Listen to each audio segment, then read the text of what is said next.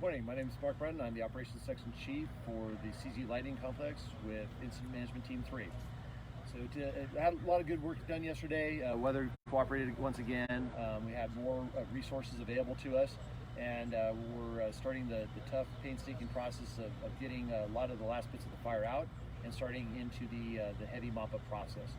So in the north zone part of the fire, we have the fire in the Butano Park area, and basically it's starting to work its way down. We have our control lines in place, and we ended up doing a small burnout operation to help bring that fire down into our lines a little sooner because it has been taking a long time due to the mitigating circumstances from the weather. So we wanted to bring that down to our lines where we could then get into it, extinguish, and then start a mop-up mode with that.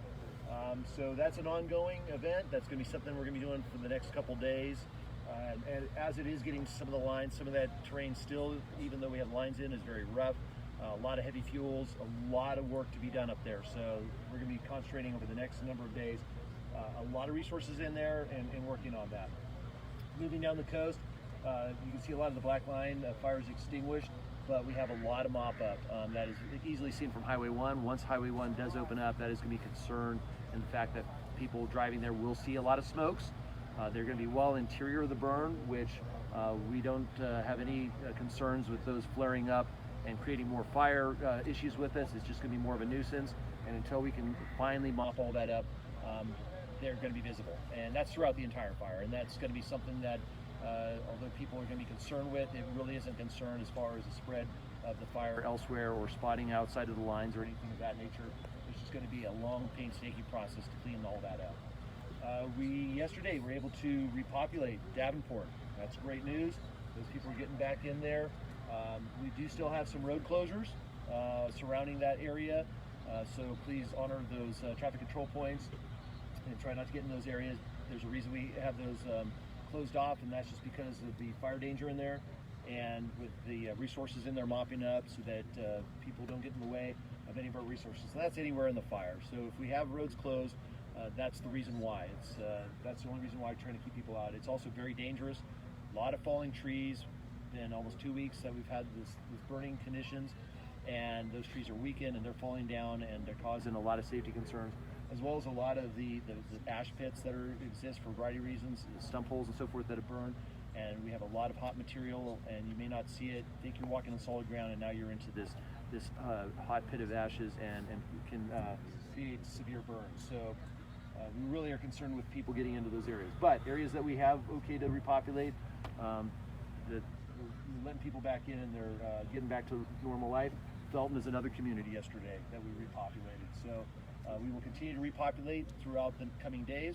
It may be at a little bit of a slower process than we've done in the past few days because we're starting to get into areas that still have fire effects to them, and as soon as we render that safe, we'll get people back home. Move up the Highway 9 corridor. Again, there's good line that we're establishing in behind those communities. It's a painstaking process due to the steep topography again, the heavy fuels that I've mentioned time and again, working around those homes. It's just a long, painstaking process, but we have a lot of line put in. We have it what we call plumbed, which means we have hose line running through there so that when we get to those hot spots, we can extinguish them thoroughly. And then we are experiencing some of the slop overs. The fire where it's crept and burned beyond our line, because again, that heavy material on the forest floor, and then the root system's burning through. So with that in mind, we are patrolling it constantly. When we do find those, we're extinguishing those, but it is going to be a long, painstaking process that we're going to see time and again, especially as the weather gets hotter and drier. We're expecting, with our updated weather from our incident meteorologist, that about Wednesday to Thursday, that's really we're going to see the big change in the weather. We're going to see a change in the winds, which are currently right now kind of an onshore flow south, moving this way, and hence the smoke that we're seeing in some of the communities north of the fire.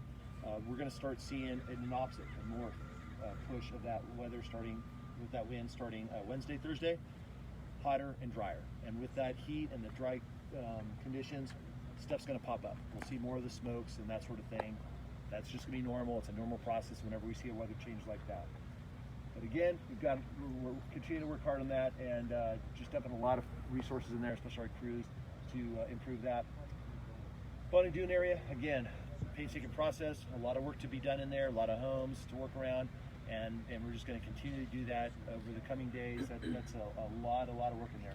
Road clearances are going really well. 236 is opened up as far as for our needs. It's still closed to the public, but for us getting in there to do damage assessment, to get in there to do more mop up, to remove hazard trees, and start rendering that safe, getting into the state park.